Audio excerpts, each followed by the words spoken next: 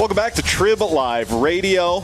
Mike Graw alongside Guy Junker now in. Guy, busy weekend for the Penguins. NHL Draft going on. Ray Shero making a bold move that, I don't know, caught me by surprise a little bit. Moving up in the second round, selecting a goaltender, and shipping Tyler Kennedy out of town in the process. Your reaction when you heard of the deal that Ray Shero pulled yesterday? Well, I think I like Tyler Kennedy better than most fans did this year anyway, overall for his career, because I think he's a guy that got more out of his talent than people should expect to get. I thought he was a hustler and fairly productive. Didn't have the greatest regular season here, but it makes sense. It saves a little bit of money. You saw you could get by without him. This was a very rich draft, especially this draft was described to me as, especially in the first three rounds, a pretty good draft, and the Penguins didn't have any high picks. They wouldn't have picked till 77th or whatever, so I think they wanted to get up there and grab somebody. I'm a little surprised they took a goalie with the pick. In fact, if you look at the guys they drafted, they took two defensemen where they're pretty rich already in the minors, a goalie, and the three forwards they took are all pretty much centers. But you don't draft by position anyway. It's going to be a while before these guys develop. So to me it saves a little bit of room. It further under the cap further ensures that you'll be able to get this deal with Letang done, which I am.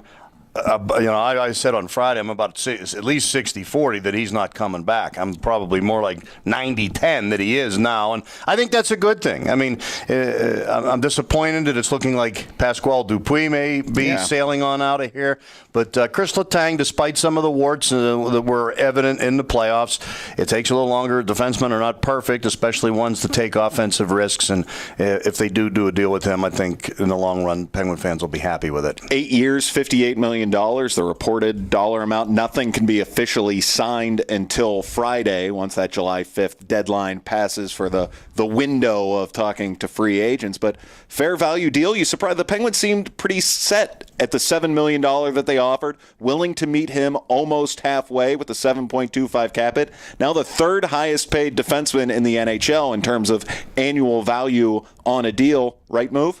Well, I think if you look at the Jordan Staal deal last year, that was a nasty divorce. That was a nasty breakup. And not that they have bad feelings towards each other as much as he didn't really want to play here anymore. They kind of gave him a take it or leave it deal. I think there was wiggle room on both sides. We talked about this on Friday, which gave you the little bit of hope that something could work out. I don't think the Penguins would have gone all the way up to his original demands, and I don't think they would come all the way down to the Penguins' original offer. I think right now this is a good deal for Letang. I think you get to the 7th or 8th year, it'll be a good deal for the Penguins, which probably means it's a pretty good deal. By most estimates, the salary cap's going to go up to, they're thinking maybe $69, $70 million next year, so you'll get some more breathing room right there.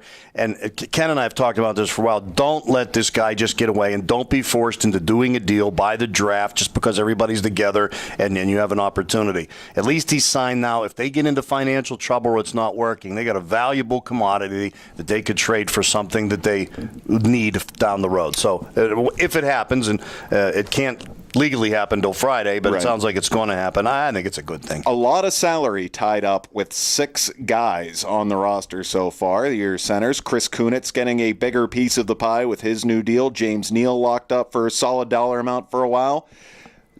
Where is it going to come from to fill in the rest of this team? Is Ray Shero going to look outside the organization for some veterans to fill in the bottom 6 in the back end of the defense, or is he going to look within the organization to fill out this roster for next season? Well, I think we saw a good example late this season with guys with Iginla, turning down Boston and wanting to come here. Guys are still going to want come here and play. Whose biggest goal late in the career is to win. So I think you hit it right on the head. I still see them filling in with veteran pieces, guys who have made their money in the game but want to try to win. It didn't work out for Iginla or the team this year, but I still think Pittsburgh's a very attractive place to play, even though Tyler Kennedy, as you put it before we came on the air, sounded like a guy who was just told his dog got run over by a car. Had nothing but good things to say about the organization. So I think it's an attractive place to play. I think next year they'll be fine. I think 2 years from now they're going to be in a little trouble. I hope they don't, and I have pretty good faith in Ray Shero. I hope they don't want to get into a Tampa Bay Lightning situation after they won the Cup where 3 guys are making all the money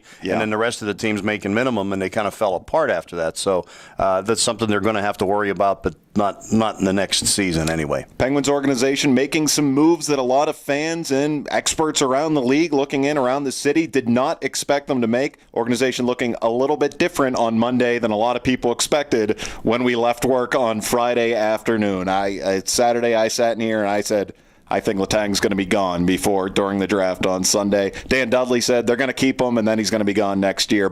So nobody really expected this extension. Worked out. Hopefully it pays off dividends for the Penguins long term. Tyler Kennedy now gone, and a youth movement may be beginning. None of the draft picks, you're not going to expect anything from any of these 6 guys too soon. These are all moves down the road. A lot of development left to be had. So a busy weekend for the Penguins. Guy Junker, Mike Graw on Trib Live Radio.